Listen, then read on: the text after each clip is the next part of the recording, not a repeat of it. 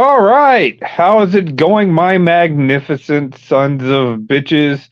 And I'm back again today. I'm not going to do a really, really long video like last night's video. I um, have just been hearing this, and it seems to be pretty popular amongst my friends and peers and colleagues. I'll definitely hear about this Wednesday. I'll be hearing about this for sure from any of the leftists out there because ultimately you have this grand celebration from everybody in the mainstream media. Tucker Carlson is out at Fox. Tucker Carlson is probably the not only the biggest name right now in media at Fox, he's legitimately the biggest name in media. Period. Right now, he'd be like the Dan Brokaw or um, uh, uh, Dan Rather. He's every bit of that big of a name right now that is in media.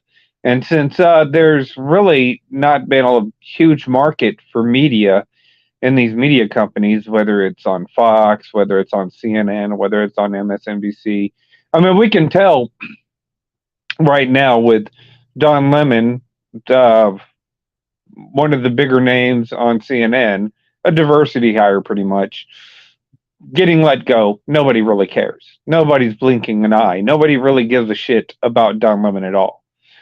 But it's a huge reaction from everybody. Whether it's on the right, everybody on the right's kind of like, saying, oh, this sucks. Fox lost their best guy and yada, yada, yada. I think that Fox kind of wants to migrate to the left anyways. I should really go ahead and leave Paradise Salih's video in the description because she kind of hits the nail right on the head because she worked for Fox up there in New York, as a matter of fact. And she said that they're all pretty much elitist anyways. Like pretty much everybody that runs these media organizations, they're all typical leftist. And I'm not saying that in any way, shape, or form that Tucker Carlson may be the same way. He may be an elitist snob that just comes out on these mainstream media platforms and thinks everybody that he's talking to is rubes. Maybe not. Maybe he's committed. But it is very, very interesting whenever you're sitting here looking at the landscape currently of the mainstream media. Um, listening to the reports, and if you were to take the general consensus of mainstream media and the news aggregates that are out there right now, we'll take the January 6th committee, right? January 6th has ultimately flopped. It's been one of the hardest flopping psyops that we've seen in a long time. The only people that buy into the Russian collusion bullshit, and it's kind of dwindling now, the January 6th shit are extreme, dedicated Democrats. That's it. That's it. They're the ones that think everybody else is evil, that somehow they're in the know, and they put themselves in a place of privilege over everybody else, while ultimately claiming how everybody else is an elitist and all this other shit. Um, and that's been the mainstream, anybody who watches the mainstream media. So when you look at January 6th, right, and we'll use that as the metric for the total media audience, since it was covered on 12 networks, it makes the most sense to sit there and use January 6th as now the accumulated audience of all media. So you look at January the 6th and the hearings, and you look at the ratings of all the people, and the media openly reported that it was about 20 million people that watched the January 6th trials. Here's a news flash. That's only 6% of the country, 20 million people. It's not even a full 10%. Now, you go ahead and look at all these media, polls and whatnot. Whenever they're giving a poll on their own sites saying, do you still have confidence in the mainstream media? Well, if you were to go ahead and look at those polls, which a lot of anybody here, a lot of my, followers It's a hit or miss. A lot of them don't watch the media. But this is for the people who do watch the media. Out of those 20 million people that, watched the January 6th trial, only 23% of that actually has confidence in the media. So what you're really looking at is about 4.6 million people who trust media as a whole. You know what I'm saying? And this I'm throwing Fox in there as well. And particularly since they've lost Tucker Carlson, you know, you have a lot of leftists that have been sitting here, celebrating today. You have people on the TYT right now over there celebrating that they claim that Tucker Carlson was fired. Tucker Carlson, from what I've read, wasn't fired. It was a mutual agreement that he was going to leave Fox. To me, this is pretty smart. Tucker Carlson has to see, because out of everybody in the mainstream media, out of everybody, none of them really can make it anymore, here on the internet that are still invested in mainstream media. Those who could make it here on YouTube have already left for the most part, doing political satire, doing parodies, doing other kinds of things. They've found other ways to go ahead and accumulate an audience and whatever they're doing, and it's more power to you here on these platforms. But for the most part, a lot of these people that are still riding the coattails of the mainstream media, trying to pretend like there's some legitimacy in the mainstream media, a lot of them don't have enough talent to make it on their own. Now you have Tucker Carlson leaving. Tucker Carlson is one of those guys who could totally go onto an independent platform, has the reputation, has the clout, has the pull to go ahead and make it on either one of these platforms. So stop and think about it for a moment. Let's say that Tucker Carlson goes up to Steven Crowder, says, "Hey, you've had problems with YouTube. You've done a lot of good work here on YouTube. You've done a lot of exposés. You've been one of the more controversial figures here in the past 4 or 5 years here on the internet. Hey, how about we team up? And then, we can go ahead and accumulate a lot of those people out there, because there's an overwhelming market of people that are very, very skeptical of the landscape of the current political climate." You know what I'm saying? Tucker teaming up with a guy like Crowder on Rumble, let's say, and maybe even bring in a Dan Bongino and a Joe Rogan. Crowder's already got Alex Jones on his side, so you have another controversial figure right there.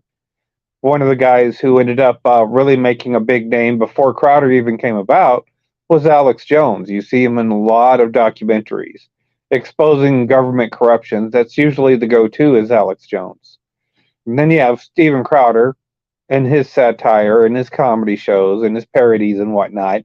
You have Joe Rogan, who has a lot of fucking influence over the internet, with his shows and, his ability to go ahead and, be non-biased. You have a guy like Russell Brand, who is a, very well-respected comedian, who has come out and becoming more edgy and controversial.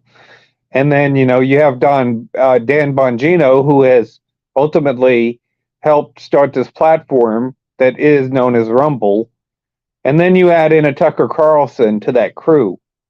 And then, holy shit, it could change the whole landscape of how people consume media. For the,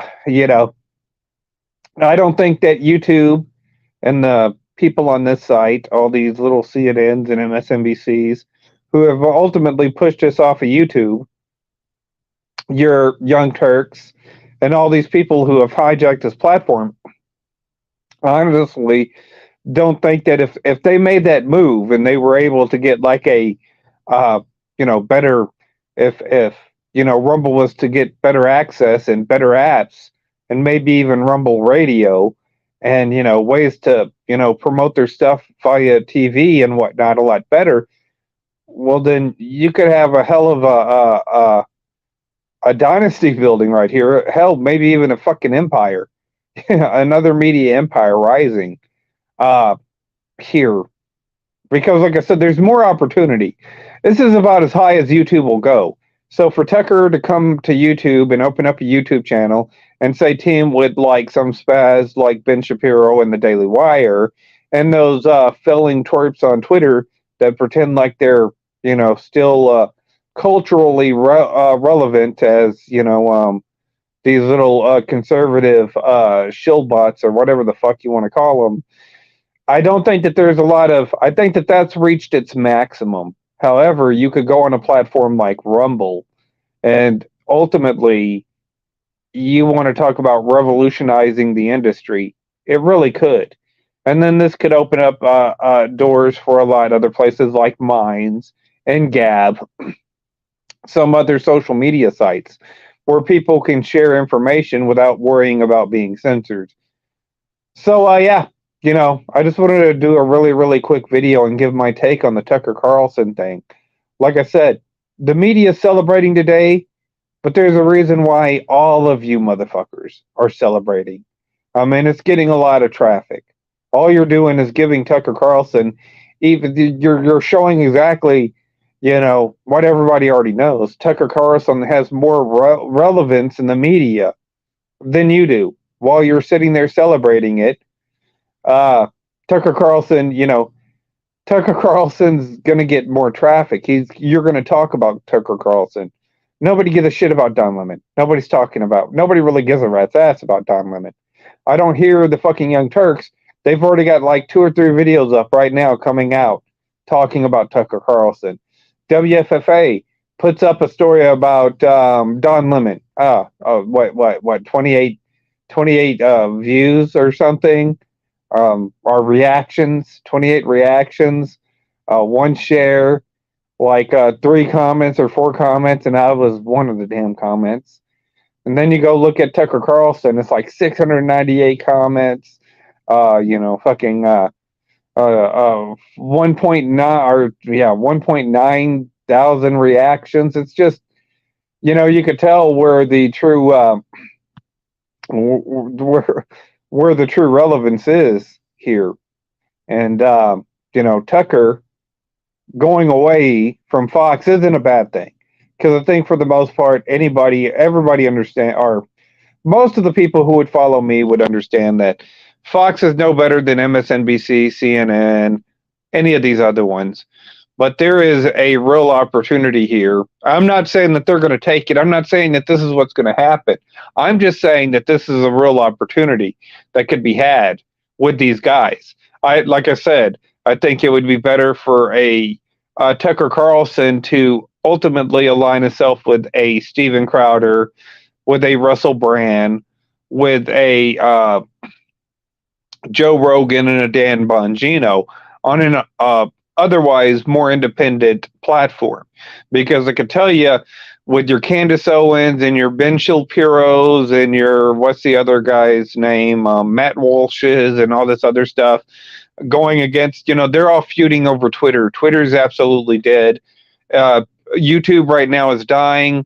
So with the Daily Wire feuding back and forth with the Young Turks, you can go and let them keep this platform. There's a lot to be built on Rumble. And I see Steven Crowder, Joe Rogan, Russell Brand, Dan Bongino. They're trying to build another platform. These other groups are still trying to fight over the fake fucking news that nobody watches, nobody cares about talking about. We don't care about your dialogue over some empty storyline that you made where you're trying to get riots going so you can have some material to talk about. Everybody else wants to hear about the corruption that's going on in government. None of this shit seems real. With all the geriatric shit that you're doing, that's what people want to see. People want to see, true stories. They want to see about what's really going on. What are you distracting from? What are the real issues? And I see that there's probably more opportunity to get down to the bottom of that with these guys on Rumble than there is right now on YouTube. That's why I go to Rumble for a lot of my shit now, especially for news and information. So anyway, yeah, I wanted to go ahead and do a video. Wanted to go ahead and do a video about the Tucker Carlson mutually leaving Fox, and figure kick it around. Y'all tell me what you think. You like, sub, do the shit YouTube tells me to do to get over. Well, I'm still on YouTube, and I'm out.